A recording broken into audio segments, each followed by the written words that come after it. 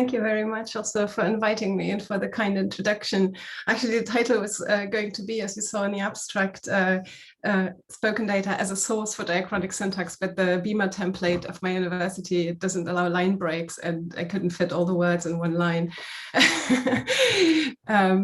So what I would like to talk about is basically give you a little bird's eye view of a couple of projects that I've been involved in the last couple of years.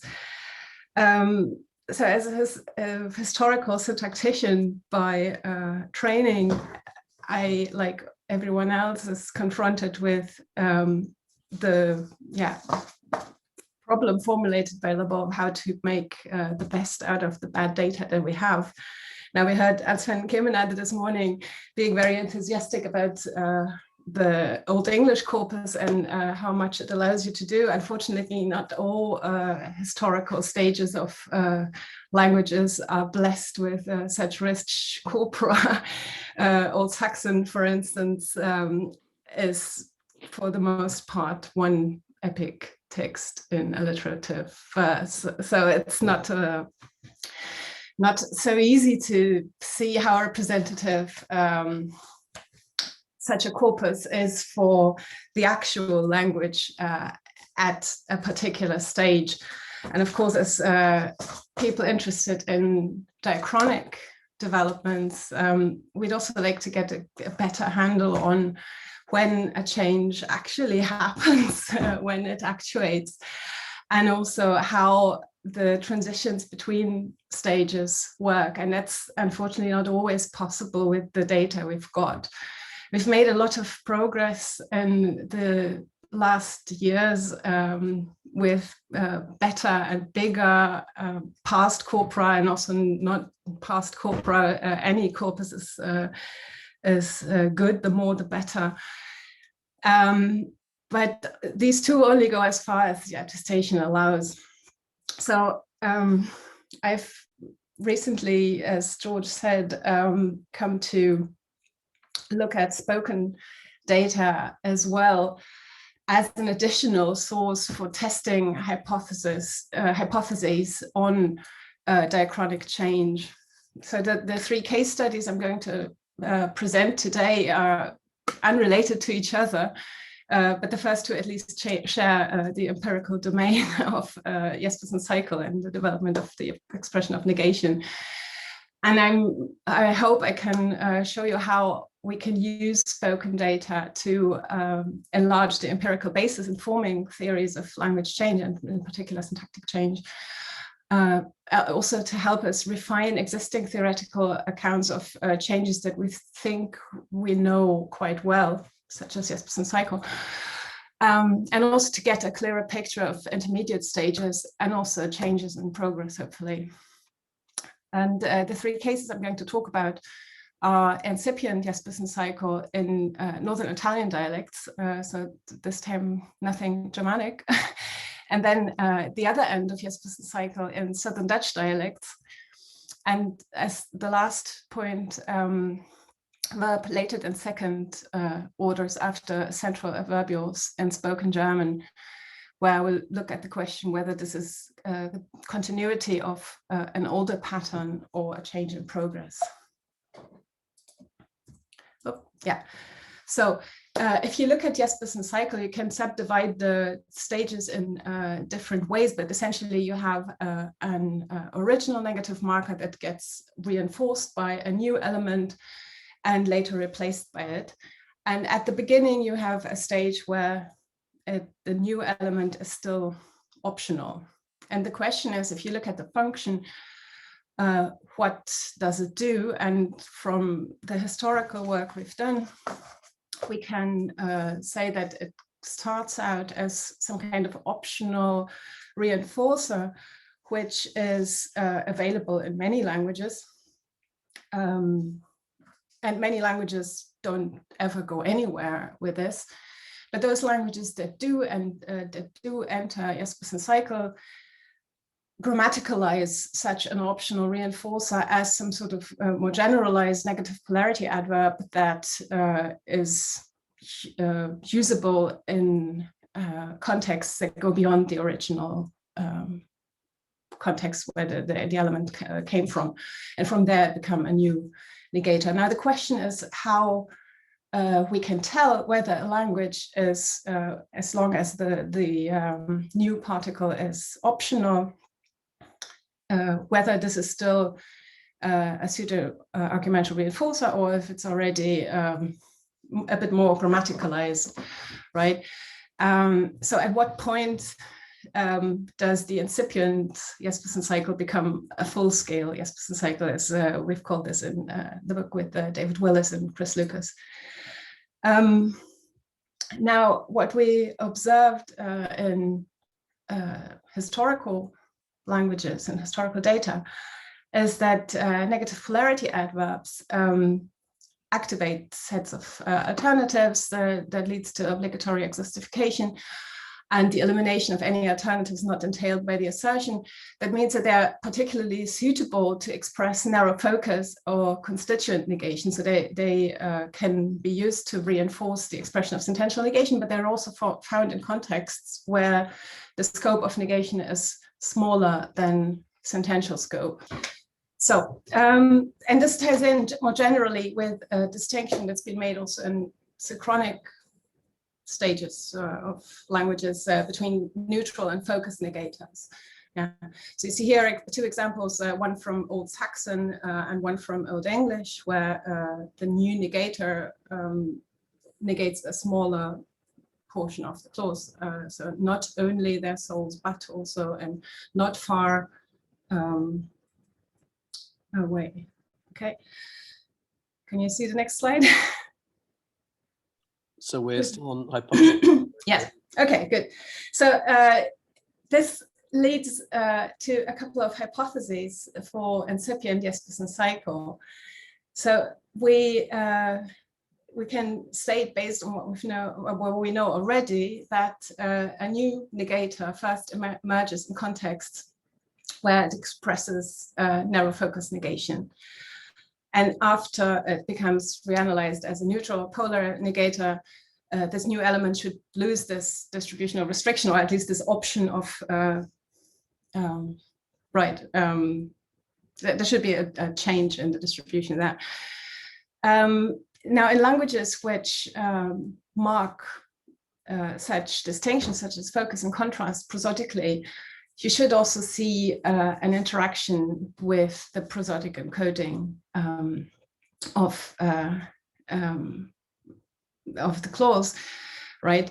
And in particular, as the change happens, there should be some uncertainty in the prosodic encoding. And furthermore, we would expect when it grammaticalizes that the new negator is still prosodically independent because it's initially a phrase, and the head of this phrase, being a lexical word, should project a fully fledged phonological word. And after reanalysis, the new negator may lose this prosodic strength. Okay, this is work I'm doing now with Claudia Crocco and Tamara Radke and Konstanz, and our PhD student is doing most of this, Giuseppe Magistro. Obviously, we cannot test such things in historical corpora. So we require a language which is currently in the process of undergoing this change. So really at the beginning of Jespersen cycle, and luckily we found such a language, namely the dialects of the Veneto region, which form a constituent in concerning the use of the reinforcer mica, with Venice at the east being the least advanced, and Padua in the middle, and Verona the most advanced in the west. So this is from the AAS atlas, and you see here more migas and mias in the west. And Giuseppe, I have to say, carried out a pilot study where he asked native speakers from 3 places in this continuum to translate constructed dialogues into dialect, and then recorded them and analyzed their prosody. And he found that in Venice and Padua, Mega is only used to emphatically deny old and given information. So it's used to in counter-expectational contexts, whereas in a place near Verona, Gazzolo, Mia, it's also a bit more reduced, is also used in the negation of new and broad focus. And what we found is that the duration of the word varies depending on the context. There's a lot of variation in the counter-expectational context. So you see the duration here in the box plot on the left, which could point to the fact that it's perhaps already a bit uncertain. So these are the data for Gazzolo. And there's a tendency that the word is longer in counter-expectational and contrastive focus context, and short in new and broad information focus context. So we see a reduction in the length going along with increasing grammaticalization. We also looked at the distance between the formants within the syllabus. I already said that the G has already disappeared between the E and the A, but also the distance between the E part and the A part depends on the context. So it's greatest, so it's really clearly two different vowels in the counter-expectational context. And now the order of this left one is the opposite, because they're ordered by ascending median values. So this is the broad information focus, and this is the narrow information focus, and it's the other way around. But what we find is that in the, say, most neutral sentential negation context, it actually becomes met. It becomes very reduced. Also, in terms of intonation, there seems to be a development. So in all the contexts where there's some form of focus involved, Mia, so here, for instance, and here, and here, has its own pitch accent, and there's no pitch accent in the broad focus statement. So basically, we can use spoken data to find out more about the details of the actuation and the diffusion of a change and the intervening steps, the transition, right? If we look at spoken data. Now, from the beginning of the Espeson cycle, it's moved to its very end and to a language I know a bit better myself, namely Southern Dutch dialects. So again, this overview that I showed in the beginning and that you didn't see because I shared the wrong screen.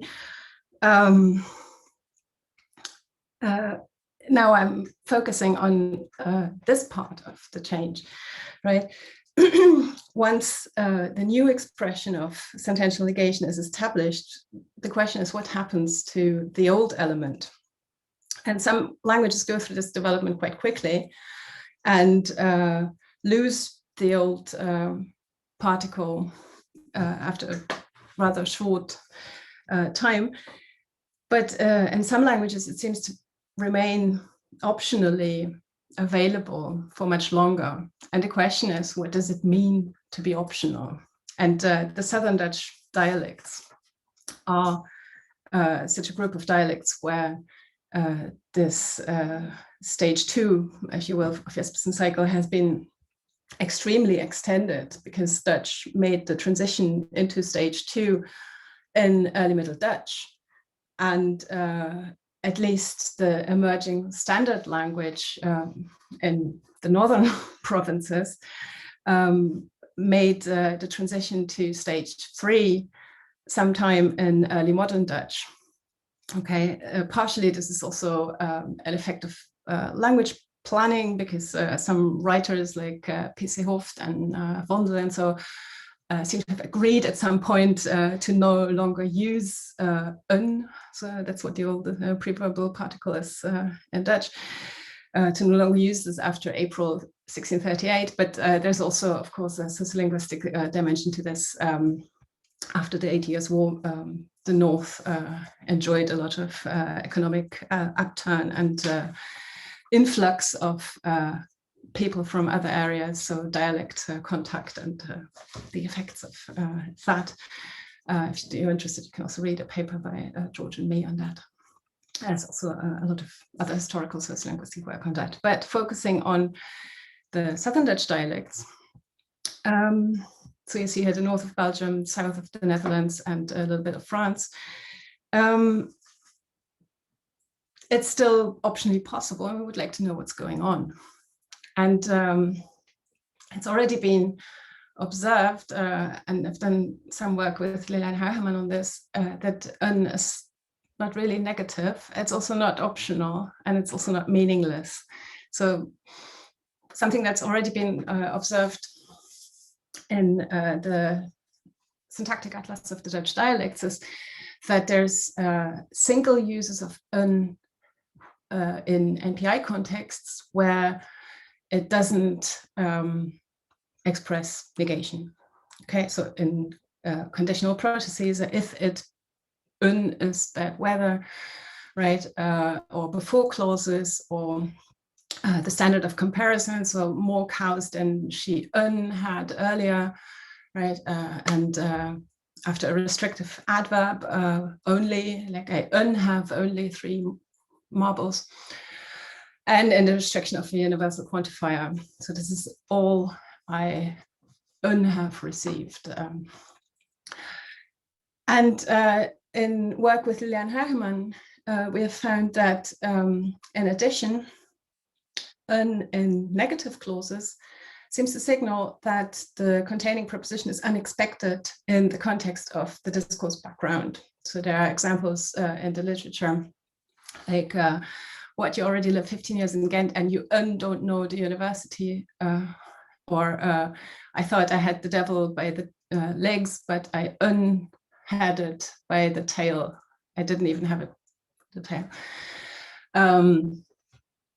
And with Liliane, I've argued that in this context, it actually is a marker of polarity focus. And we've argued that this is a low focus projection above a VP. Structural evidence for that is already found in Liliane's earlier work, where she shows that can only occur together with a finite verb if it precedes a verb cluster. So there's a structural difference. But what we've also found is that this use word expresses surprise or unexpectedness is found in non-negative clauses as well. So Liliane had a friend who unfortunately now passed away, who was an infinite source of such examples. So for instance, she meets somebody with a stomach flu and she picks it up at a distance, you know, she doesn't even have to come close and she already picks it up with un. Or talking to the cleaning lady who had a surgery, I don't expect you'll come in for cleaning in the first week, I undo it myself.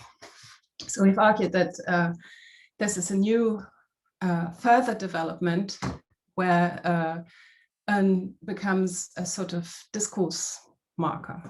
Okay. Now, these uses in non-negative clauses, according to a dissertation from 2008 by Annemiek Neukermans, is, according to her data, very rare. But she based herself on a relatively limited set, the Sand data and a couple of recordings that I will speak about just in a second. And the expletive uses, so the uses with the NPI contexts, she says are rare and sporadic. Now, of course, if un is some kind of discourse marker, we would expect that it doesn't,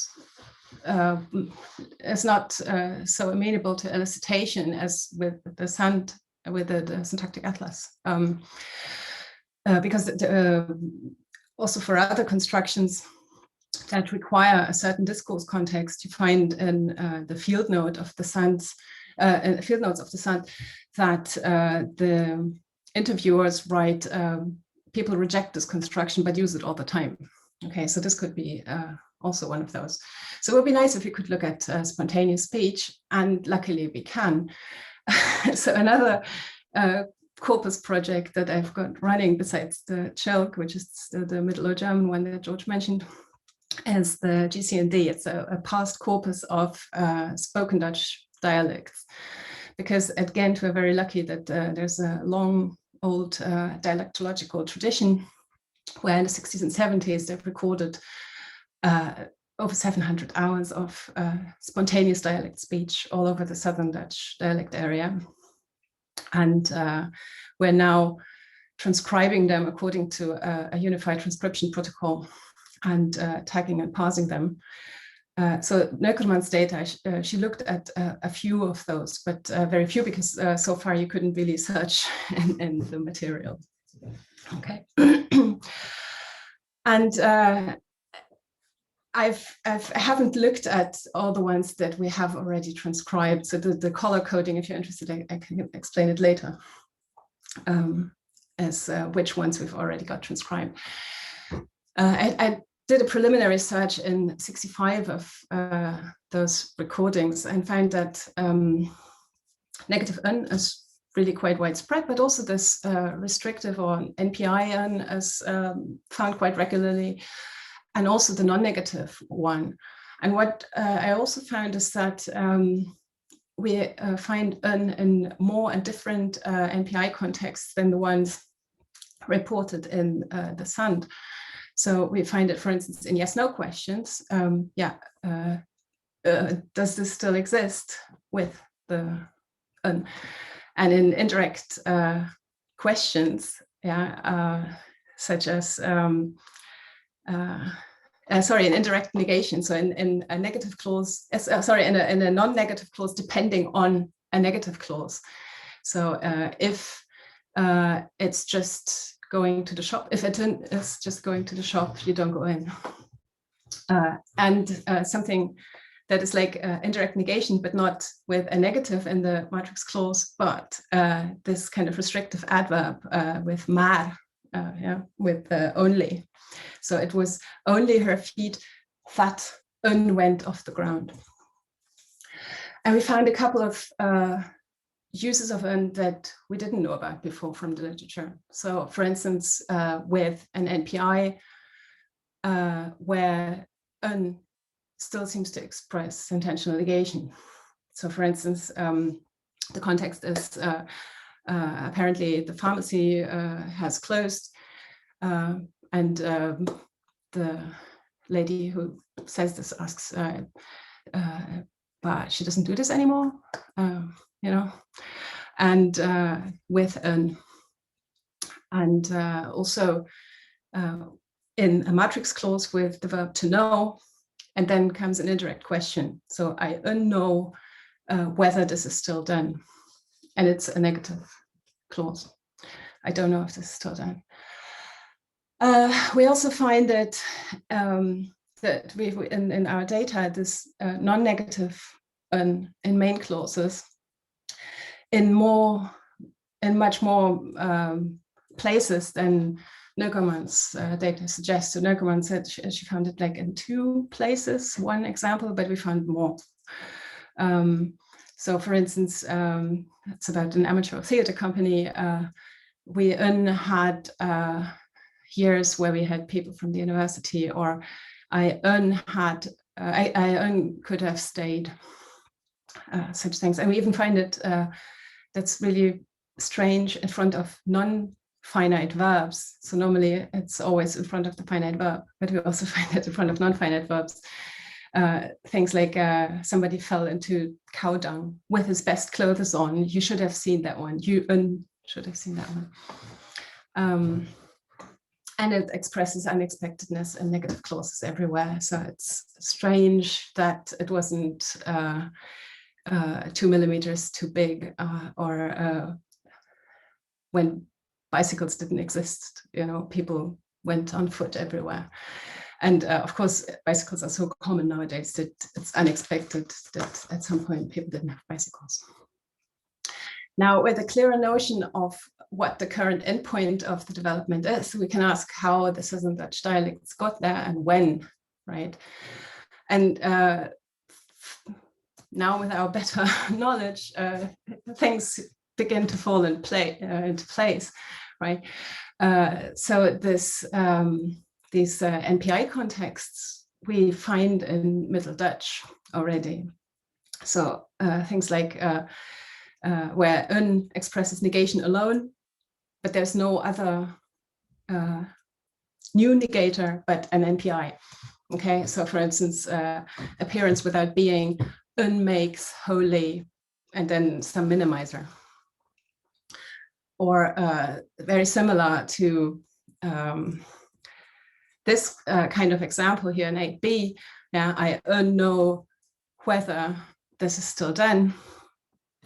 We also find in Middle Dutch, he uncared whom it hurt, okay? And also with the restrictive adverb only, we find it in Middle Dutch already. Unexpectedness uses seem to go back to at least early modern Dutch. So this is an example that I took from a presentation by Marie van Koppen. We heard the land sea, so the surf of the sea on the land make whatever noise it makes. But we saw no land. So unexpectedly, even though we had the oral audio input, we didn't see the land. Now, if we start from the assumption that in Middle Dutch, as an agreement prefix on the verb and has an uninterpretable negation feature, it needs to be roofed by an interpretable negative operator. But in Middle Dutch, apparently that operator doesn't always have to be lexicalized as long as there's some other elements signaling its presence, such as an and an NPI. And then I told you earlier that we base our assumption that it becomes some kind of polarity focus marker also on its position with respect to verb clusters in the dialects. We see a change in this position between Middle and Early Modern Dutch. So this is when it must have happened. Okay, so we see in Middle Dutch a relatively equal distribution with a preference for the finite verb in the end with un in front of it, and the kind of new order with the verb raising or verb projection raising and un before the verb cluster in Early Modern Dutch. So we have an upwards reanalysis from a VP internal position to a VP external position, we could say. And then on top of that, we have some kind of pragmatic change, perhaps, that it gains some procedural meaning or perhaps loses non-procedural meaning, where it has this unexpectedness, gets this unexpectedness interpretation. And the Northern Dutch dialects probably went along until Early Modern Dutch with this development.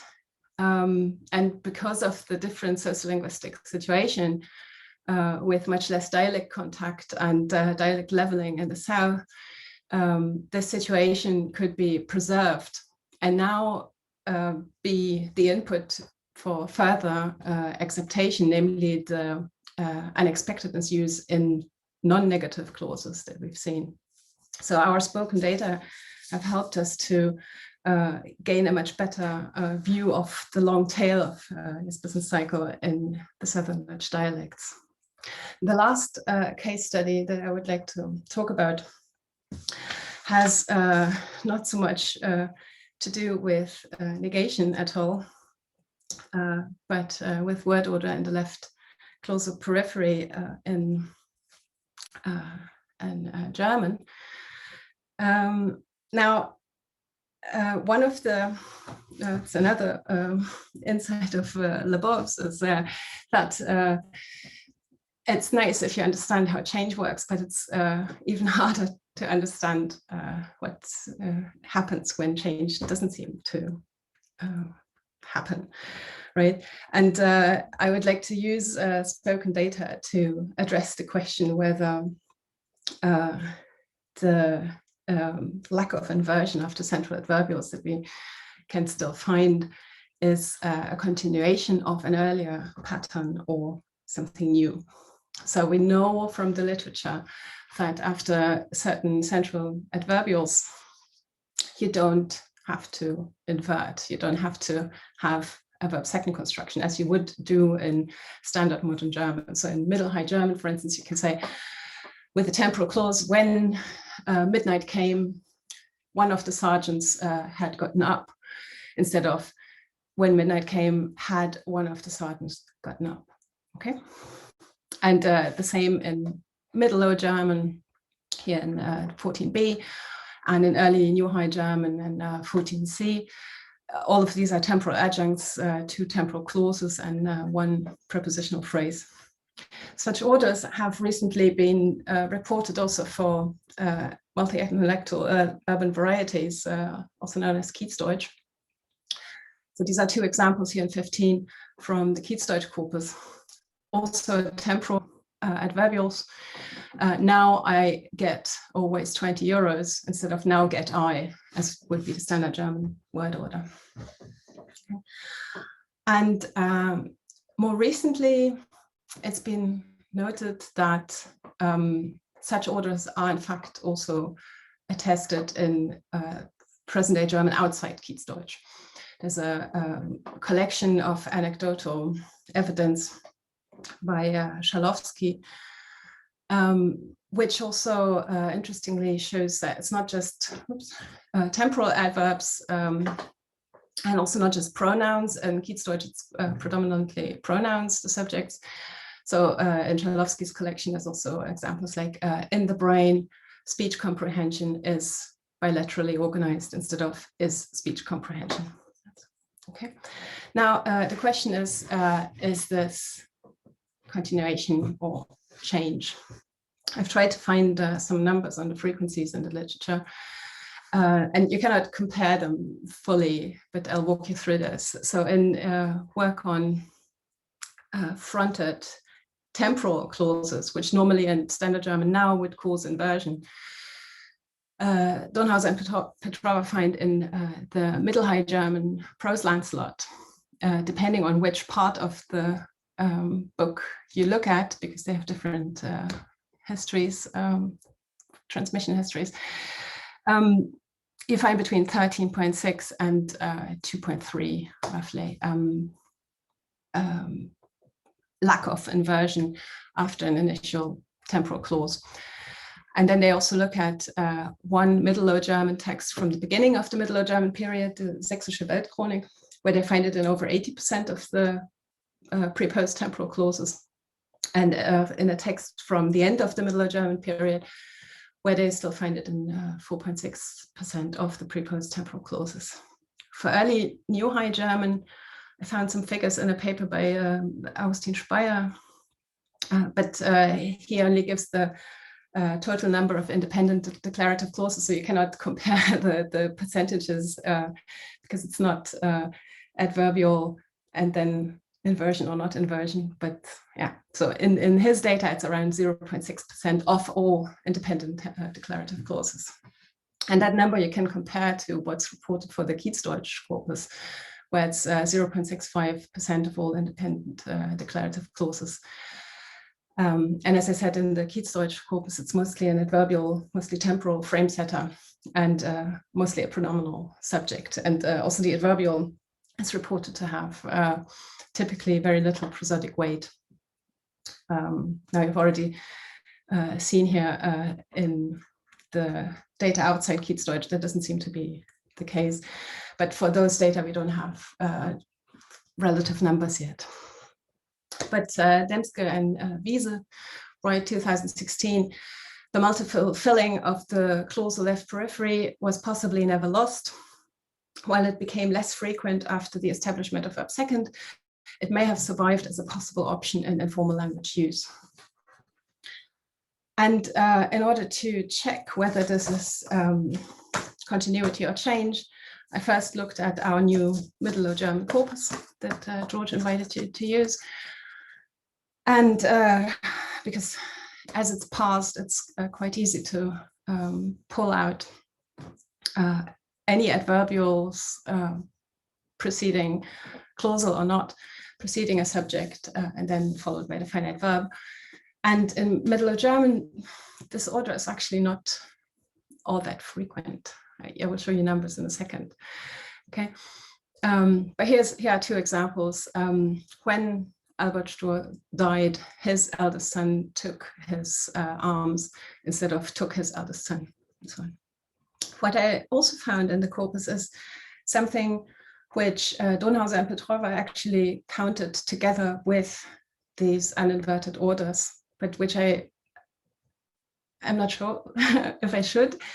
And I would call them partial resumptions, because what you have there is an adverbial clause in initial position, and a constituent inside that adverbial clause is resumed by some resumptive, either a D pronoun as in German left dislocation, or a personal pronoun as in German hanging topics. And this construction is also found with objects. So in A and B, you see the resumption of a subject with a D and a personal pronoun, respectively.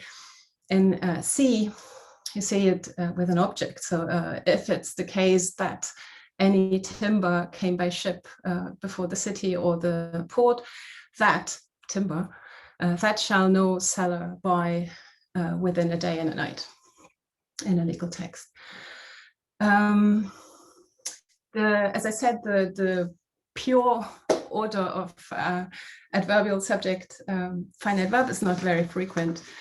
If you look at legal texts and non-legal texts in the corpus separately, and I took out all the rhyming texts because they have, of course, have more, the verbs often in the end, so they have more constituents before the verb. You find that if you look at the frequency per declarative clauses, as Speyer, for instance, said, it's only 0.1% in the legal text and 0.05% in the non-legal texts. If you look at any fronted adverbials, whether or not with inversion, it's 8% and 2.3%, respectively. If we count in the cases of what I've called partial resumption, it becomes a bit more. It's 0.6% of the declarative clauses, 43% of the clauses with a fronted adverbial, at least, and less again in the non-legal texts. And because of the way we've talked just about in Hannah's and Christine's talk about genre effects, because of the way the corpus is structured, and it has to do with what texts are tested at what time, right? This is actually a diachronic effect. The legal texts tend to be older and the non-legal texts tend to be younger. Now, what I think actually is that this partial resumption together with actual resumption, so actual resumption would be something like so wenn so shall he teach you. Okay, so this kind of correlative constructions, or do when the rumor came before Griselda's, do was she sad. Okay, such constructions are really quite frequent, or much more frequent at any rate than these orders that we're looking at. So it looks like this is really still a stage where verb second, so the inversion after an initial adverbial, is nearly absent. So here it looks like there's a few more, but they are mostly from one single text. So what I think is that here these adverb subject finite verb orders are part of a verb second system that isn't fully established yet, and the partial resumption together with the regular assumptions are kind of resumptions are kind of intermediate steps towards the development of an inversion structure. Now, if we look at spoken German today, I've gathered some anecdotal evidence from radio interviews, mainly to look at the prosody of these constructions. We find some interesting things. So first of all, unlike in Kiezdeutsch, you also find things that are locative adverbs. You know, in Africa, most people speak English instead of speak most people. But we also find temporal adverbs. Yeah, today the Goethe institutes in India are called Max Müller, and conditional clauses. Yeah, if they don't accept it, I have no plan B, instead of have I no plan B. And we see that, for instance, the subject can be really quite complex. It doesn't have to be a pronoun. So these are some differences with Kiezdeutsch, for instance. And I've just listed these 18 speakers, of whom I've found some data on the radio, and given some sociolinguistic information as far as I could find it. So sometimes I had to guess the birth date based on other biographical data. It's 6 men and 12 women. And what we can see is that it's more women and it's more people born after 1970 who seem to do it. But of course, I know this is just anecdotal evidence and I don't have all the data of all the people in between who never do it. Okay, but that's already an interesting observation, I think. So the question is this historical continuity? Is this perhaps stable sociolinguistic variation and it happens, for instance, in certain registers? Or is this perhaps a change in progress? Now I've already pointed out a couple of differences with Middle Low German, for instance, that we don't have this partial resumption pattern ever in spoken present day German. We never have an object in the first position of the associate clause. It's always the subject. And what's interesting is that this seems to have been completely ignored in literature on spoken language grammar so far. So there's one paper by Peter Auer who mentions such orders with a central adverbial and then the subject and then the rest. But he mentions it together with peripheral adverbials, which do not require inversion also in standard German. And Speyer had a paper where he also looks at a spoken corpus that he compiled himself from 2004 or 5. So the paper came out in 2007. And he also doesn't find it there. Now, Schalowski found some data in a spoken German corpus, but not all of them are actually of the type that I'm interested in here. So this would have been, would need to be checked still. But I've myself now started an experiment, which is still running, where I look at the acceptability of such orders to speakers.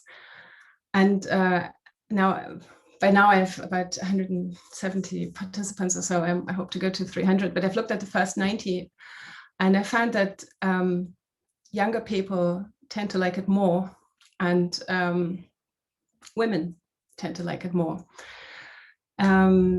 So this kind of makes me think that we might be dealing with a change in progress. So I haven't done all the stats yet because I want to wait until the experiment is finished, but these are the average ratings for the whole, on the whole, and these are the average ratings for the most frequent construction in the radio interviews, namely a locative PP, a subject, and a finite verb. And it really looks a bit like a change in progress. So in the first case, spoken data allow us to research details of changes that are otherwise inaccessible through texts, such as prosodic change, and they can help us to confirm or refine the hypothesis regarding historical changes. The other two cases, spontaneous spoken data afford us access to specific discourse conditions that are difficult to elicit, because also these verbaletors and second constructions, if you ask people directly, they will correct you and use inversion. The second case allows us a clearer view on apparent optionality and diachronic stability, right? Because maybe what looks like optionality and stability is really differentiation of function and acceptation and development of new functions. And in the third case, they can help us identify change in progress and distinguish it from historical developments. In all cases, they help enlarge the empirical base for diachronic syntactic research and can afford us new insights and the details of the change. Thank you. And I thank in particular the FWO for throwing so much money at my projects all the time.